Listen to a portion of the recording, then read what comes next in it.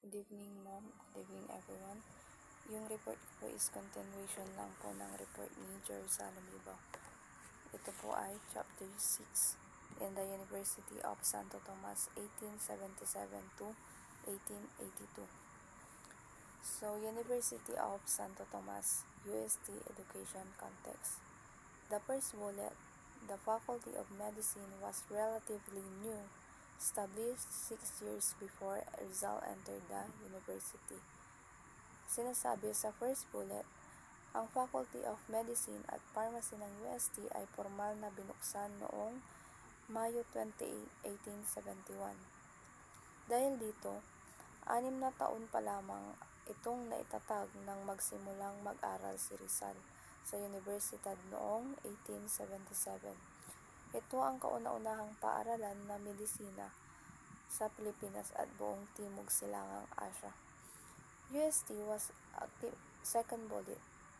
UST was actively modernizing, recruiting competent faculty, and acquiring new equipment. Sa kabila ng pagiging bago, ang universidad ay nasa proseso ng paggawa ng mga hakbang upang maging moderno.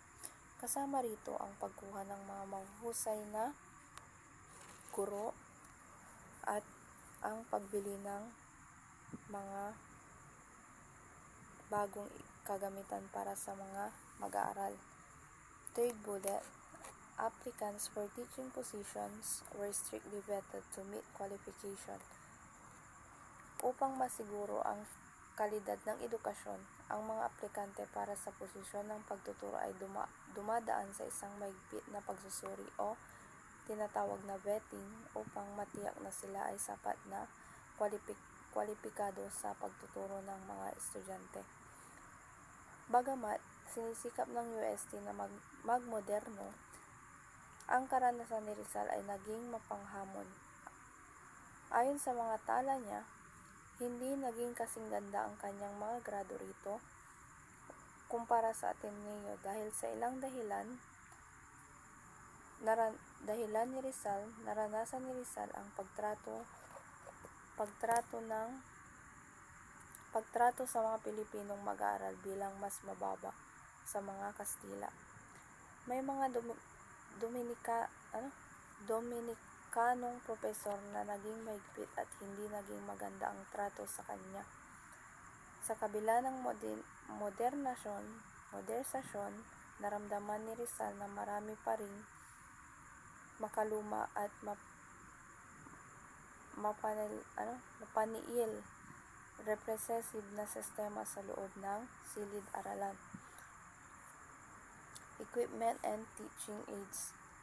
First bullet, Father Ramon Martinez reported increased teaching aids for drawing, physics, and chemistry and mechanics.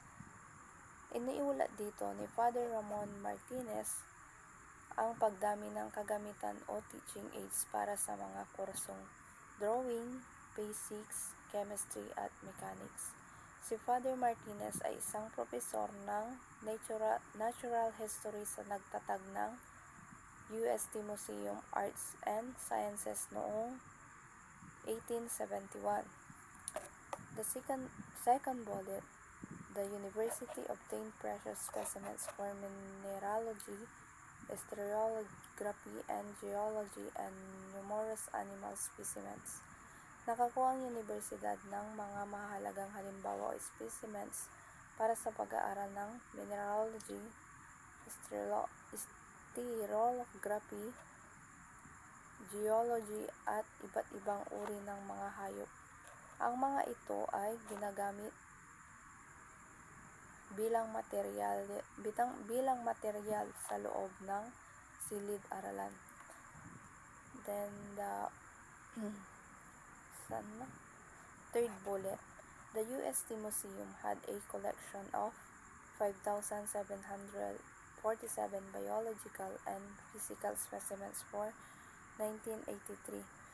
Noong taong 1883, ang UST Museum ay meron na silang nakolekta na umaabot sa 5,747 na biological at physical specimens. Sa madaling salita, Ipinapakita nito ang pagsisikap ng UST na mapabuti ang kanilang kalidad ng edukasyon sa siyensya at sining sa pamamagitan ng pag-iipon ng mga tunay na kagamitan at specimens para sa kanilang mga estudyante. Facilities and inventions. The library households. The first bullet, the library housed 12,000 books. Ang aklatan ay mayroong 12,000 na books, habang ang laboratorio ng P6 or the laboratory ng P6 ay kompleto sa 300 na instruments. Kabilang sa mga kagamitang ito ang mga sikat na inimbensyon para sa pag-aaral ng kuryente at magnetismo, gaya ng mga Grams electrodynamic machine, Moran's machine, Faraday's electric magnet, and Cook's radiometer. Yun na yung second bullet. The third bullet, recent inventions like phonographs and the telephone were available at Pitt Theater for the cadaver dissection was inaugurated in the Faculty of Medicine in 1885. So, noong panahong iyon, may naging available na rin na universidad na at bagong na invention tulad ng mga phonograph at mga telephone. Sa taong 1885, pinasinayaan ang isang appetitor para sa pag-aaral ng katawan ng tao sa Faculty of Medicine.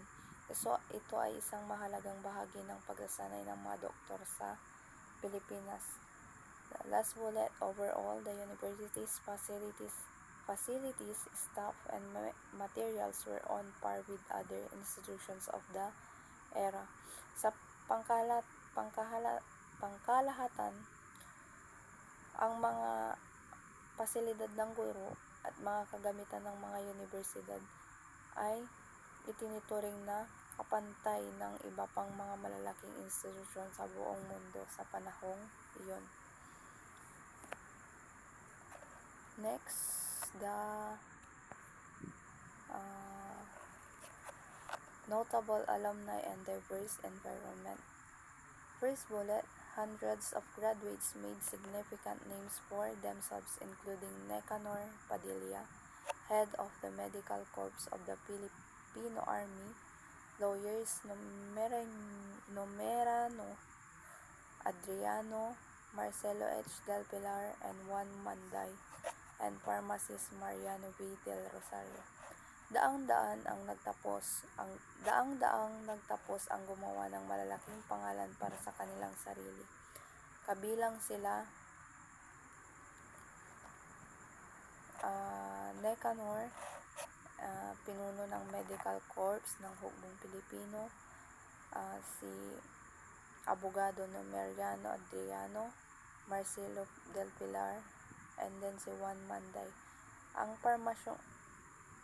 parmasyong tiko na si Mariano Del Rosario. Ang UST ay isang pamilya ng idea na may magkakaibang lahi at pampolitikong pinagmulan sa mga mag-aaral at nagtapos.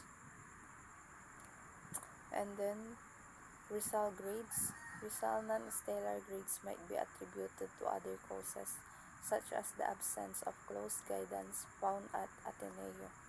The second bullet, Rizal was more inclined towards humanities and fine arts rather than sciences like medicine.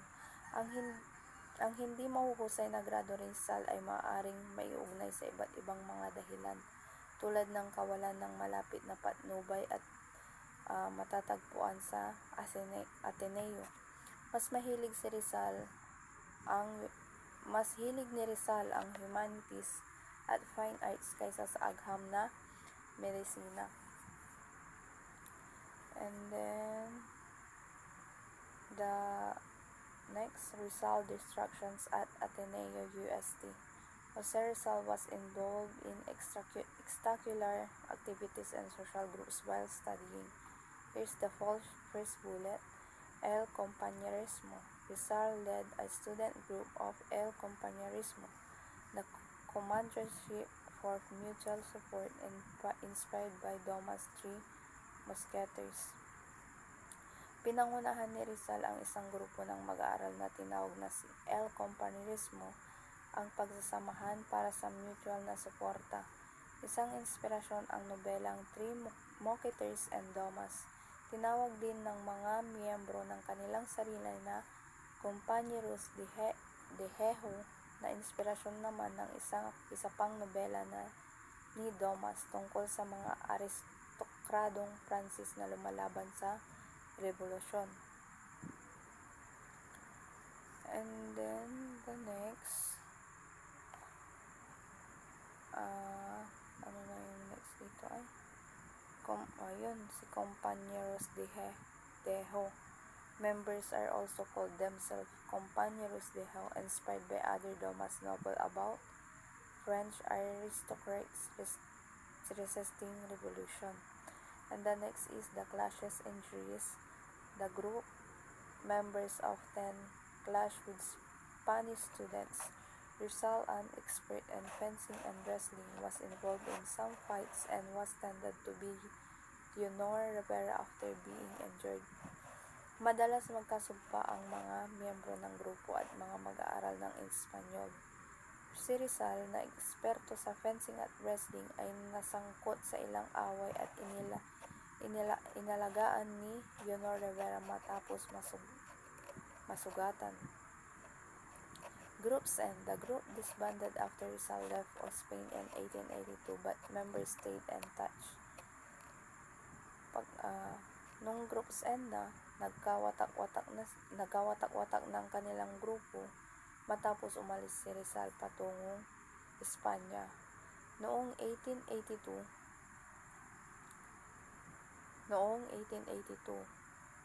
ngunit nananatili pa rin ang kanilang pakikipag-ugnayan kay Rizal. Romantic interest. After Segunda Katigbak, Rizal courted a woman known only as Miss L, ending the romance due to her father's objection and lingering feelings for Segunda. The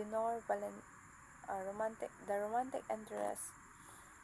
Leonor Valenzuela Rizal also courted Leonor Valenzuela Orang, exchanging letters using secret inks salted over a candle and entertaining her family with magic tricks. He did not propose to her. Matapos si Segunda Katigbak, niligawan ni Rizal ang isang babaeng kilala lamang bilang Miss L. Ngunit nagtapos ang romansa dahil sa pagtutol ng ama nito at dahil may natitira pa siyang damdamin para kay Segunda. Si Leonor Valenzuela ay isa din sa niligawan ni Rizal. At niligawan ni Rizal tinatawag siya bilang Urang. At nagpalitan sila ng mga liham gamit ang lihim na tinta, tubig alat na pinatuyo sa ibabaw ng kandila. At nilibang ang pamilya nito gamit ang mga magic trick. Hindi niya ito inalok at never niyang inalok ito ng kasal. And then the next is notable. Tama ba? Notable.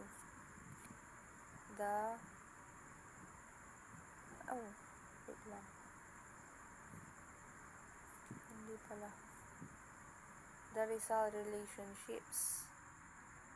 The text details Rizal's relationship with Leonor Rivera, describe a fair, beautiful girl with whom he corresponded in code. She used the name Taimis. Her mother later hindered the romance. Rizal also courted two other women, another Leonor and Vicenta Bardalosa, with these relationships overlapping. Si Leonor Rivera, siya ang tinaguri ang dakilang pag-ibig ni Rizal. ginamit nila ang alias na Taymis na ang ibig sabihin ay matamis sa kanilang mga liham upang itago ang kanilang relasyon sa mga magulang ni Yunor. Sa huli, pinigilan ng ina ni Yunor ang kanilang pag-iibigan at si Yunor ay ikinasal sa isang Ingles na engineer. Nabanggit din ang panliligaw ni Rizal kina Leonor Valenzuela at si Vicenta Baldaloza, kung saan nagkasabay-sabay ang kanyang pakikipag-ugnayan sa kanila.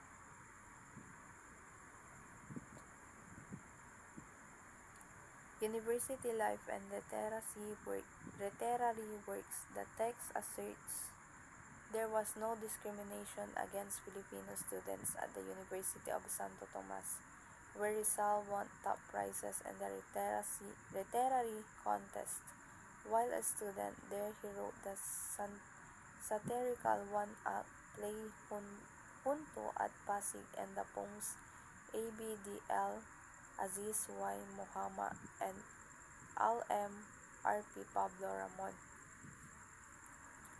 Nag-aral si Rizal sa UST or tinatawag na Universidad ng Santo Tomas.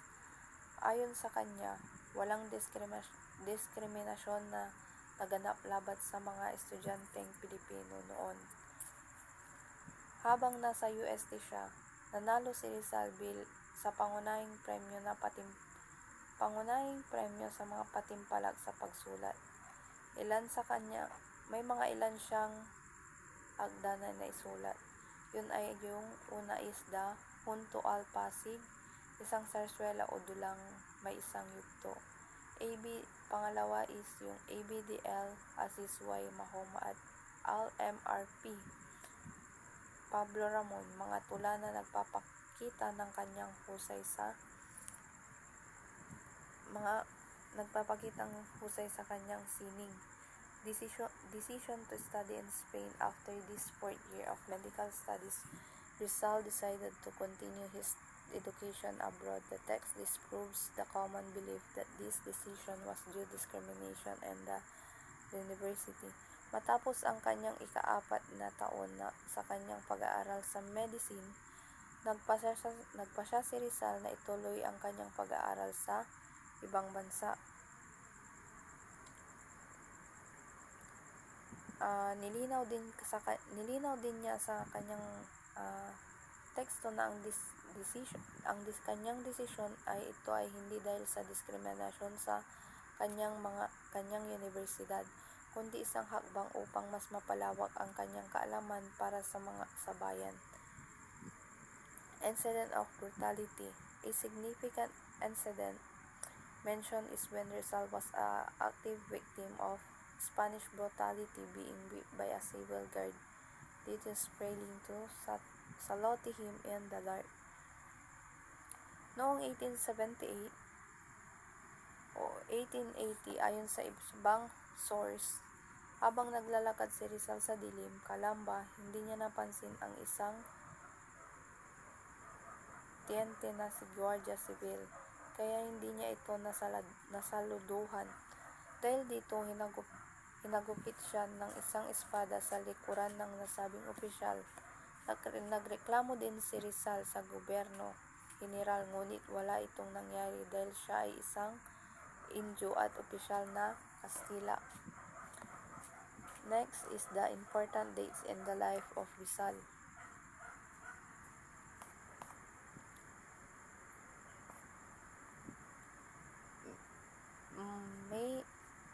May 3, 1882. Nung umalis si Rizal sa Maynila patungong Espanya, dumaan siya sa Singapore bago sumakay ng barko patungong Europe. May 9 ba?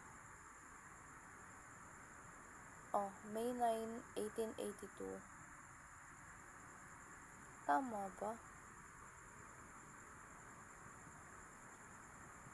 Oo, tama. Noong May 9, Mayo 1882, doon siya umalis. And then pagsapit ng June 12 at June 15, 1882, nakarating siya sa Marseilles, France at nagtuloy sa Barcelona sa pamamagitan ng tren. At pagsapit ng September to October 1882, nag-enroll siya ng medisina sa Universidad Central de Madrid sa panahong ito. Binigkas din niya ang tula na Mi Peden Versos para sa kapwa Pilipino niya sa Madrid. At pagsapit ng Enero, isinulat niya ang tungkol sa isang masamang panaginip kung saan siya namatay noong gabi ng December 30 na nagkatotoo sa kanyang pagbitay pagkalipas ng maraming taon. At pagsapit ng Hunyo 1884, natapos niya ang kursong medisina, licentiate in medicine. Sa parehong buwan, nagbigay siya ng talumpati bilang parangal sa mga pintor na sina Juan Luna at Felix Recension Hidalgo. At pagsapit noong November 1884, nabalitaan niyang nagkasakit ang kanyang ina dahil sa pag-aalala sa mga talumpati ni Rizal sa Espanya na umani ng maraming kaaway. At pagdating ng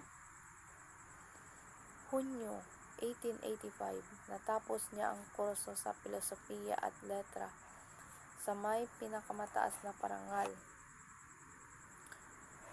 At pagsapit ng December hanggang Pebrero 1886, nag-aral at nagsanay siya sa ophthalmology. Pag sinabing ophthalmology, yun yung paggagamot sa mata, sa ilalim ni Dr. Becker at Franz at Dr. Otto Becker sa Germany.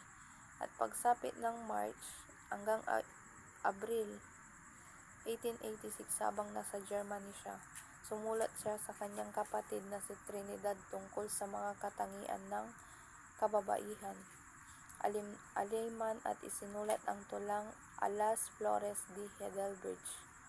At pagsapit ng Enero hanggang Mayo 1887, nakilala niya ang mga batikang siyentipiko at scholar kabilang si Dr. Ferdinand Blumentritt noong March 29, 1887. Nailathala ang kanyang unang nobela, ang Noli Me Tangere, sa Berlin. At noong Hulyo 1887, pagkatapos ng 5 taon sa Europa, umalis si Rizal para bumalik sa Pilipinas. And then next, the time when the University of Santo Tomas was almost abolished. The background. The Revolution of 1868 in Spain led to efforts to secularize institutions, including those under the church, placing them under lay control. Ang revolusyon ng 1868 sa Espanya ay humantong sa pagsisikap na gawing secular ang mga institusyon, kasama sa mga nasa ilalim ng simbahan, at inilagay ang mga ito sa ilalim ng kontrol ng mga karaniwang tao. Enlightenment ideas. Progressive thinkers believe learning institutions should be governed by science and reason, free from religious hindrance. Ang mga progresibong pag-isip ay naniniwala ang mga institusyon pang-edukasyon ay dapat pamunuan ng agham at katuwiran, malaya mula sa relihiyon.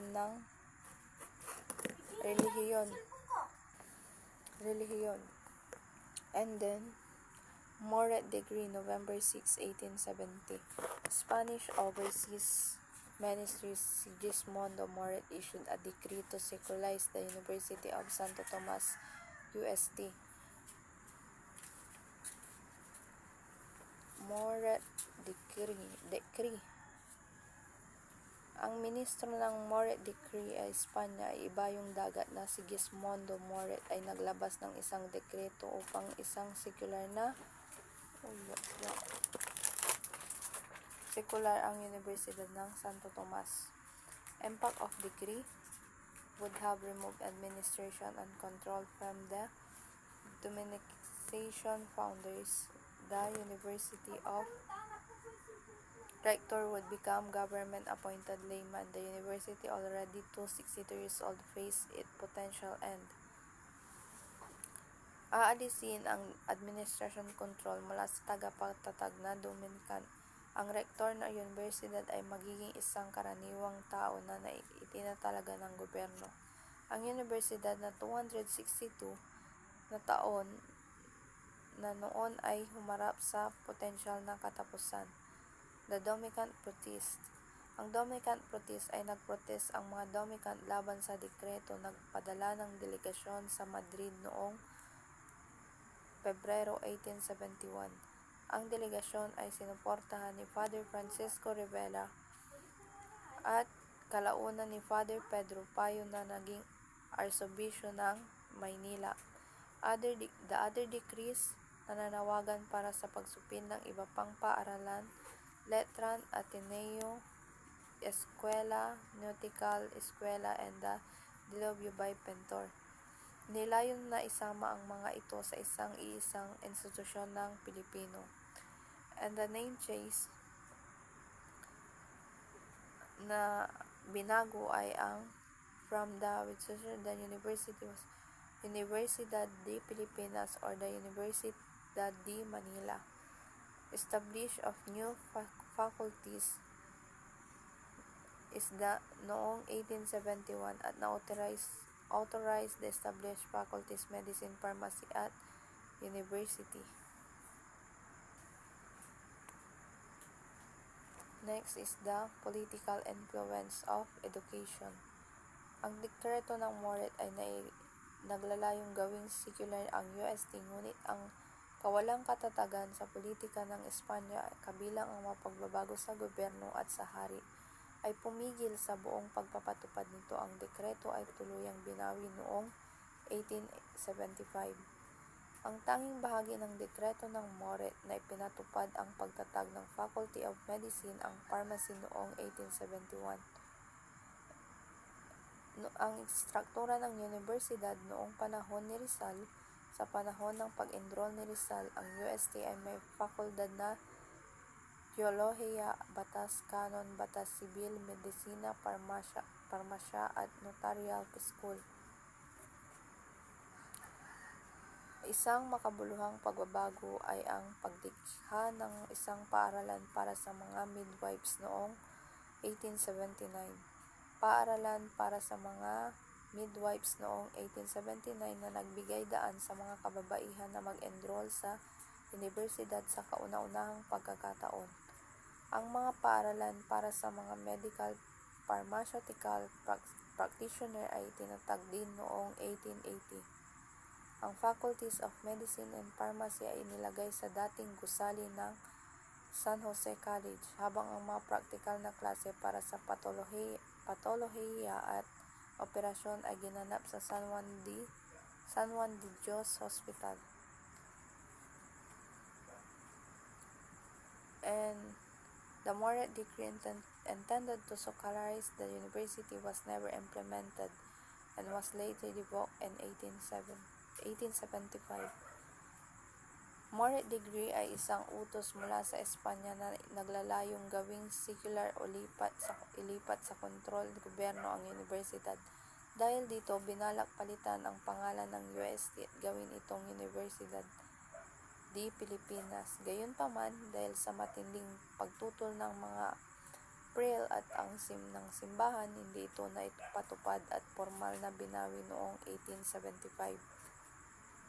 Sa pagtatala ng Faculty of Medicine, Pharmacy 1871, noong May 28, 1871, matagumpay na itinatag ang Faculty of Medicine and Pharmacy sa UST.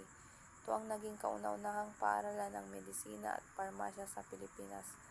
Dahil dito, ito ang naging kauna-unahang paaralan ng medisina. Hindi na kailangang pumunta pa sa Europe ang mga Pilipino para lamang mag-aral ng medisina. At sa pagpasok ng 1879, pinayagan na sa unang pagkakataon ang mga kababaihan na mag-aral sa universidad sa pamamagitan ng pagtatag ng School for Midwives. paaralan para sa hilot o komadrona.